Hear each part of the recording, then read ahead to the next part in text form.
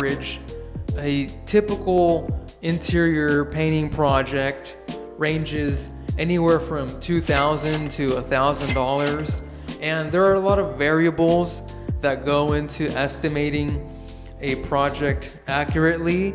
Maybe there's a hole in the wall from slamming a door into the drywall that needs to be patched with mud and tape and texture, or maybe you have crown moldings that you want another color and the wall to be a different color, and maybe there's a lot of trim work.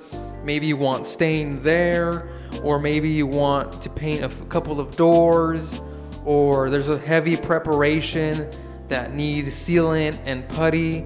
So at the end of the day, there's many variables that go into accurately ballpark and estimating a project. So at the end of the day, choose wisely. Who do you want to partner up with?